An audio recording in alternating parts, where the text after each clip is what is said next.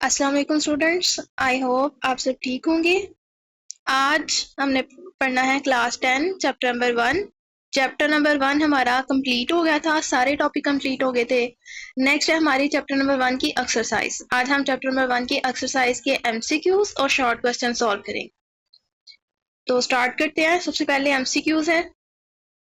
सबसे पहला एमसीक्यूज है एक्सरसाइज का, the 3 portion of small intestine in the correct order are. यानी स्मॉल इंटेस्टाइन के कौन कौन से पार्ट्स हैं, जो 3 पार्ट्स हैं उसके कौन कौन से हैं, वो करेक्ट ऑर्डर में हमने बताने हैं। तो उसका एमसीक्यूज जो है वो ऑप्शन नंबर ए ये करेक्ट होता है, जिसमें है डोडिनम, जीजूनम और इलियम। यानी स्मॉल इंटेस्टाइन का सबसे पहला पार्ट होता है डोडिनम, उससे अगला होता है जीजूनम और थर्ड वाला होता है इलियम। तो ये 3 पार्ट जो है वो स्मॉल इंटेस्टाइन के करेक्ट ऑर्डर में है। तो एमसीक्यूज 1 का ऑप्शन नंबर ए जो है वो करेक्ट है। उसके बाद सेकंड आ जाता है MCQs, the wave-like movement of muscles that pushes the food through the digestive system। यानी कौन सा ऐसा तरीका होता है जो डाइजेस्टिव सिस्टम में फूड को आगे मूव करता है, लेकिन वेव लाइक मूवमेंट के जरिए, मसल्स की वेव लाइक मूवमेंट के जरिए फूड को आगे की तरफ भेजता है। तो वो प्रोसेस होता है पेरिस्टालसिस। पेरिस्टालसिस वो प्रोसेस होता है जिसमें ओसोफेगस में फूड जो है वो आगे की तरफ वेव लाइक मूवमेंट में आगे की तरफ जाती है डाइजेस्टिव सिस्टम के अंदर। तो सेकंड एमसीक्यूज का करेक्ट आंसर है सी यानी पेरिस्टालसिस। उसके बाद थर्ड है, the part of digestive system where no chemical digestion take place is. यानी डाइजेस्टिव सिस्टम का ऐसा कौन सा पार्ट है जिसमें कोई भी केमिकल डाइजेशन नहीं होती। तो वो है हमारा ओसोफेगस। ओसोफेगस के अंदर कोई भी केमिकल डाइजेशन नहीं होती। ओसोफेगस का काम सिर्फ और सिर्फ फूड को आगे की तरफ मूव करवाना है, फेरिंक्स से स्टमक तक पहुंचाना है। तो थर्ड एमसीक्यूज का करेक्ट आंसर है बी यानी ओसोफेगस। फोर्थ एमसीक्यूज है, which group of enzyme break up starch. यानी कौन सा ऐसा एंजाइम है जो स्टार्च की ब्रेकडाउन करता है। तो वो है option number C amylase. Amylase का काम होता है स्टार्च की तोड़फोड़ करना। 5 है, the pancreas produces digestive enzyme and release them into.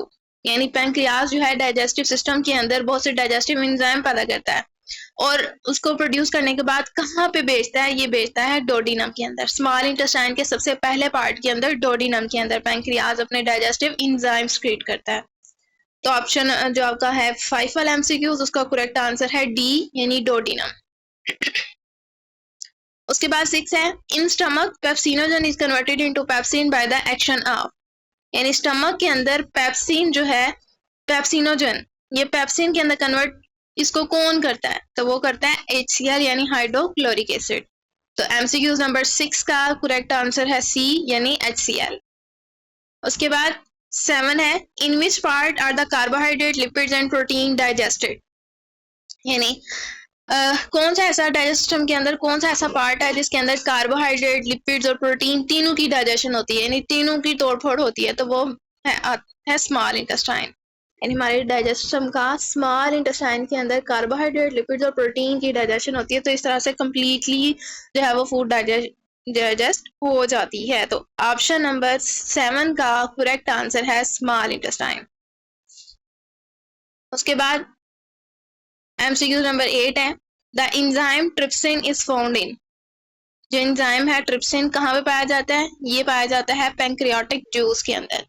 तो आपका इसका एमसीक्यू नंबर 8 का करेक्ट आंसर है ए यानी पैंक्रियाटिक जूस। पैंक्रियाटिक जूस जो है ये एंजाइम ट्रिप्सिन प्रोड्यूस करता है। उसके बाद MCQ number 9, the common bile duct carries bile from gall bladder to. यानी जो बाइल डक्ट है, बाइल डक्ट के जरिए जो गॉल ब्लैडर के अंदर मौजूद बाइल होता है, ये कहाँ पे जो है रिलीज किया जाता है। कॉमन बाइल डक्ट के जरिए, बाइल नाली के जरिए बाइल को गॉल ब्लैडर से कहाँ पे रिलीज किया जाता है। तो वो होता है डोडिनम के अंदर। तो ऑप्शन नंबर 9 का करेक्ट आंसर है बी यानी डोडिनम। उसके बाद एमसीक्यूज नंबर 10 है, why the small intestine has many fold and contain villi and microvilli. यानी स्मॉल इंटेस्टाइन के अंदर फोल्डिंग क्यों हुई होती है और उसके अंदर विलाई या माइक्रोविलाई क्यों होते हैं, वजह क्या है। उसकी वजह ही है कि जितने ज्यादा स्मॉल इंटेस्टाइन के अंदर फोल्ड्स बने होंगे उस विलाई के अंदर, उतनी ज्यादा ही हमारा स्मॉल इंटेस्टाइन फूड को अब्जॉर्ब करने में हेल्प करेगा। तो ऑप्शन नंबर 10 का करेक्ट आंसर है B to promote food absorption, to promote food absorption. तो ये है हमारी एक्सरसाइज के चैप्टर नंबर 1 के एक्सरसाइज के एमसीक्यूज सॉल्व हो गए। उसके बाद हम पढ़ते हैं इसके शॉर्ट क्वेश्चन। पहला शॉर्ट क्वेश्चन है एक्सरसाइज का, state the role of salivary gland in digestion, यानी डाइजेशन के अंदर सलिवरी ग्लैंड का क्या काम होता है। हमने ओरल कैविटी में पढ़ा था सलिवरी ग्लैंड, तो सलिवरी ग्लैंड का काम क्या होता है, सलिवरी ग्लैंड का काम होता है स्लाइवा प्रोड्यूस करना, यानी थूक पैदा करना, जो कि मिक्सचर है वाटर और म्यूकस का, यानी स्लाइवा के अंदर क्या मौजूद होता है, वाटर और म्यूकस। तो सलिवरी ग्लैंड का एक काम क्या है, स्लाइवा बनाना। स्लाइवा किससे मिलकर बना होता है, वाटर और मिक्सचर से। और दूसरा काम है सलिवरी ग्लैंड का हमारे डाइजेशन में कि ये बहुत से डाइजेस्टिव एंजाइम्स क्रिएट करता है, जिसमें से एक एंजाइम है सलिवरी अमाइलेज। सलिवरी अमाइलेज का काम क्या होता है कि ये स्टार्च को तोड़ के माल्टोज के अंदर कन्वर्ट कर देता है, ताकि हमारी बॉडी जो है वो इसको इजीली अब्सॉर्ब कर सके। स्टार्च को तोड़ता है, तोड़ने के बाद इसको कन्वर्ट कर देता है माल्टोज के अंदर। तो ये सेकंड काम है सलिवरी ग्लैंड का। पहला काम स्लाइवा प्रोड्यूस करना और दूसरा काम सलिवरी ग्लैंड का क्या है, डाइजेस्टिव एंजाइम्स क्रिएट करना, यानी सलिवरी अमाइलेज क्रिएट करना। ये काम है हमारे सलिवरी ग्लैंड के, यानी रोल ऑफ सलिवरी ग्लैंड। ये हमारा फर्स्ट शॉर्ट क्वेश्चन है। ये हमारे बुक के ऊपर ओरल कैविटी वाले टॉपिक में भी इसका आंसर मौजूद है।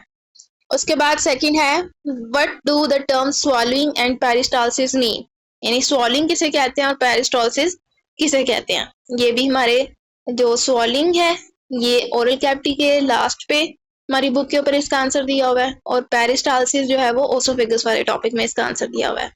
तो यहाँ से जो है स्वॉलिंग किसे कहते हैं, वो प्रोसेस जिसके जरिए फूड जो है वो ओरल कैविटी से ओसोफेगस में जाती है। स्वॉलिंग यानी निगलना फूड को ओरल कैविटी से ओसोफेगस में जाती है, उस प्रोसेस को क्या कहते हैं, स्वॉलिंग। और पेरिस्टालसिस किसे कहते हैं, यानी ये वो वेव लाइक मूवमेंट होती है मसल्स की, यानी मसल्स कॉन्ट्रैक्ट करते हैं, वेव लाइक मूवमेंट के जरिए फूड को ओसोफेगस से नेक्स्ट जो है वो स्टमक तक पहुंचाते हैं, उस प्रोसेस को कहते हैं पेरिस्टालसिस। तो ये दो डेफिनेशन है स्वॉलिंग और पेरिस्टालसिस की।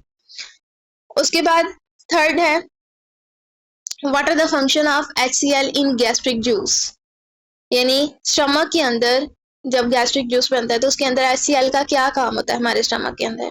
पहला काम है HCl convert pepsinogen into an active enzyme pepsin. पहला HCl का काम क्या है कि ये पेप्सिनोजन को जो कि इनएक्टिव होती है उसे एक्टिव एंजाइम पेप्सिन के अंदर कन्वर्ट करता है। सेकेंड काम है HCl kill pathogenic bacteria present in food. और सेकेंड काम क्या है HCl का कि फूड के अंदर मौजूद स्टमक में जितने भी पैथोजेनिक बैक्टीरिया होते हैं उसको मार देता है ये HCl। तो ये दो काम होते हैं हमारे स्टमक के अंदर गैस्ट्रिक जूस में। इसका आंसर स्टमक वाले टॉपिक में भी मौजूद है बुक के अंदर, फंक्शन ऑफ HCl। उसके बाद फोर्थ क्वेश्चन है, state the role of pancreatic juice contribute in food.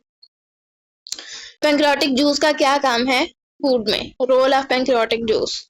Pancreatic juice के अंदर बहुत से एंजाइम्स होते हैं, यानी pancreatic juice contain enzymes trypsin, pancreatic amylase and lipase that digest protein, carbohydrate and fats, lipids respectively. सबसे पहला काम पैंक्रियाटिक जूस का क्या है, एंजाइम्स क्रिएट करना, जिसमें ट्रिप्सिन जो है, ट्रिप्सिन किसको तोड़ेगा, डाइजेस्ट करेगा प्रोटीन को। पैंक्रियाटिक अमाइलेज जो है वो डाइजेस्ट करेगा कार्बोहाइड्रेट को, और लाइपेज जो है वो डाइजेस्ट करेगा फैट या लिपिड्स को। दूसरा काम होता है पैंक्रियाटिक जूस का, pancreatic juice contains sodium bicarbonate that neutralize the acidity of crime.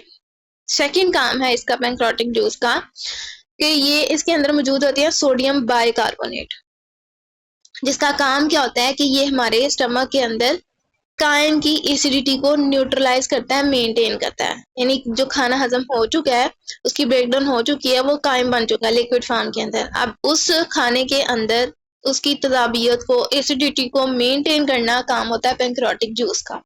ये दो रोल हैं पैंक्रियाटिक जूस के। इसका आंसर भी आपको बुक पे भी मिल सकता है स्टमक वाले टॉपिक में, लास्ट में पैंक्रियाटिक जूस वाले जो रोल है इसका लास्ट पे, टॉपिक का लास्ट पे इसका आंसर आपको मिलेगा। उसके बाद क्वेश्चन नंबर 5 है, right a brief note on structure of villi. Small intestine के अंदर एक स्ट्रक्चर होता है विलाई, ये भी आपको बुक पे स्मॉल इंटेस्टाइन वाले टॉपिक में मिल जाएगा। विलाई, विलाई किसे कहते हैं? विलाई और millions of tiny finger like projections found on the highly folded inner wall of small intestine. यानी विलाई कैसा, इसका स्ट्रक्चर कैसा होता है कि फिंगर लाइक प्रोजेक्शंस होते हैं, यानी जिसको हम हेयर लाइक भी कह सकते हैं। फिंगर लाइक जो है वो प्रोजेक्शंस निकली होती हैं, ऊपर की तरफ उठी होते हैं, और इनके अंदर बहुत सी जो है वो फोल्डिंग्स होती है हमारे स्मॉल इंटेस्टाइन के इनर वॉल्स में, फोल्डिंग बनी होती हैं। इन फोल्ड का, इन विलाई का काम क्या होता है?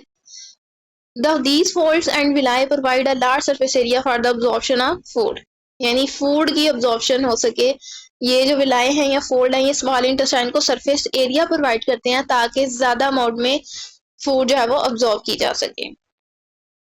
तो ये शॉर्ट जो है वो नोट है स्ट्रक्चर ऑफ विलाई का। उसके बाद क्वेश्चन नंबर 6 है, what are the causes and symptoms of ulcer? यानी अल्सर की काजेज या सिम्टम्स क्या है, ये हमने टॉपिक्स में डाइजेस्टिव डिसऑर्डर्स में पढ़ा था, डिसऑर्डर ऑफ डाइजेस्टिव सिस्टम में लास्ट वाला टॉपिक हमने पढ़ा था अल्सर।